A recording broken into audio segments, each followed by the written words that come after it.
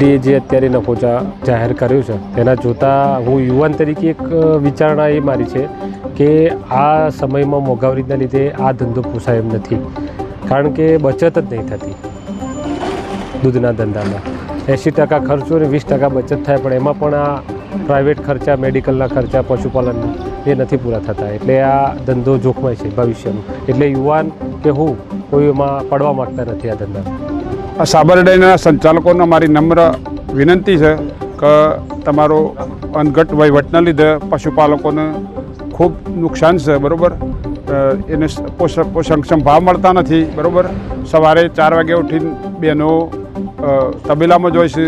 વરસાદ હોય, તડકો હોય, ઠંડી હોય, એવા લોકોના જો હાકા પડે તો તમારી ત્રીજી પેઢીએ ઊભી નહીં રહે, બરાબર. એટલે એ ખૂબ વિચાર કરજો. દૂધના ધંધામાં જે કાળો કારોબાર કરે એની પેઢી ખતમ થઈ જશે, બરાબર. આ ભાવ વધારા વિશે પશુપાલકો વતી હું વહીવટકર્તાઓને ખરેખર કહેવા માગું છું કે આપણે ભવિષ્યમાં હોબળેલું છે કે ખરાબ ધન ભેગું કરેલું આપણી પેઢીઓ ભોગવવા નથી નહીં. અહીં આ પશુપાલકોનો જે દૂધ ઉત્પાદન કરી પરહેવો જે વેળીને દૂધ ઉત્પાદન કર્યું છે, ડેરીઓમાં ભરાવશે એનો વહીવટ સારો કરે અને 100% એનો જે નફો હોય એ વેચે તો ખરેખર પશુપાલકો ટકી રહે. નકર વહીવટકર્તાઓ જે 2 નંબરનું ભેગું કર્યું છે એ શાના માટે ભેગું કર્યું છે? અત્યારે આપણે આગળના દાખલા જોયેલા છે કે કોઈનું ભેગું કર્યું નહીં, પેઢીઓ ખલાસ થઈ જશે.